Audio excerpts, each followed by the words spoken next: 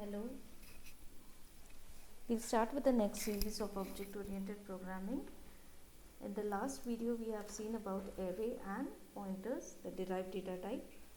This session, we are going to see another derived data types, that is references and functions. So you will be able to learn after the session that what are the differences between pointer and references. As we know already, the derived data types, that is arrays, you have function, pointers, references. So we have seen what is array and pointers. We will see what is reference today. A reference variable is actually an alternative name for an object. Whenever a variable is declared as a reference, it actually becomes an alternative name for an existing variable. To declare a reference, you have to use the ampersand sign in the declaration as shown in the next slide.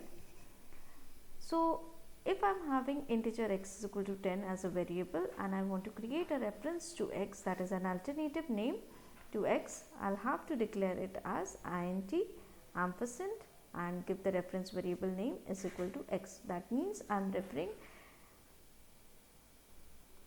x variable as an alternative name is ref to x variable. So if I'm writing array f is equal to 20, that is ref is equal to 20, that means I'm changing the value of x to 20. So if I'm displaying the value of x now, it will be 20. Similarly, if I'm changing the value of x, suppose if x is changed to 30, that means I am changing the value of reference is equal to 30. So after you display the value of reference, it will be output as 30 as shown in the same. So here difference between pointers and variables are pointers can have null pointers, whereas variables cannot have null references. You cannot have a null value or null references.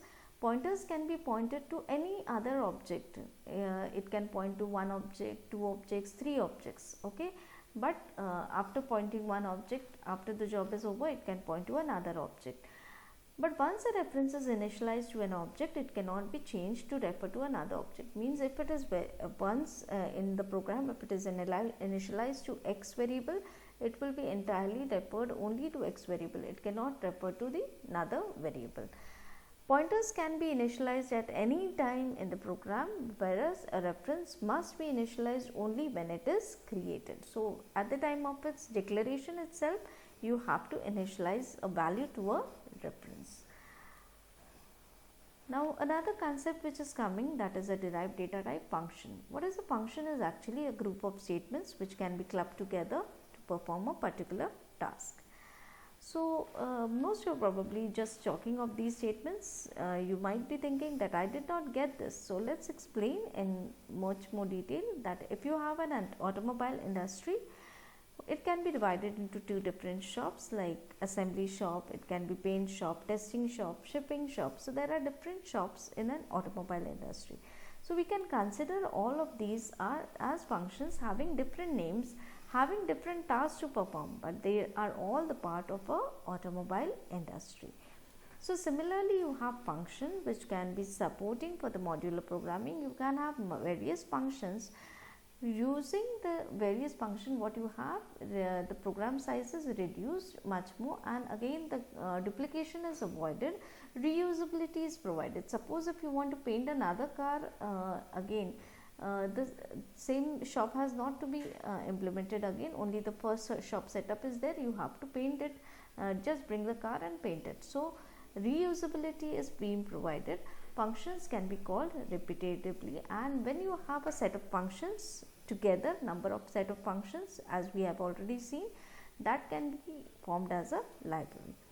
So there are two types of basic functions which are there, that is user defined and built-in functions. So built-in functions are the one which are the system defined functions, whereas user defined are the one which programmers can write on your own. So built-in functions are defined by the manufacturers, or you can say by the system, and like strcat is a best example, which is again built-in function built in by the C++ developers. Now functions which are defined by the user or the programmer are user defined functions. So here one more function which is also a function, that is a main function. Main function can be initialized, that it cannot not built in and not user defined, but is compulsory to be existing in all functions.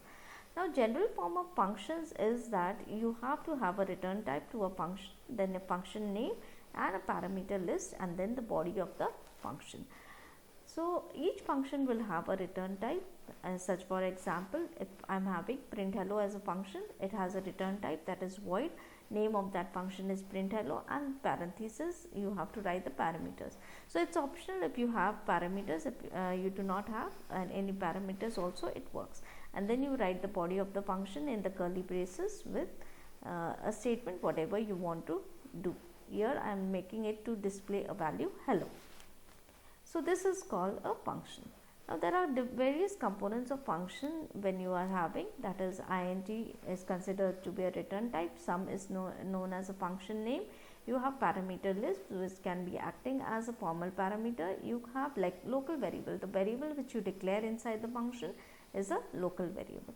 Then you have the statements which you perform the function task, and then there is a return statement if you have a return type mentioned. So these are the different components you belonging to a function.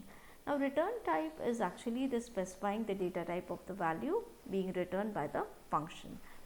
So function may or may not return a value. If your function is not returning a value, then you have to use a return type as void. Now for example, again if you see this, your return type is int, function name is sum, you have declaration intc as a local declaration, and then the return statement.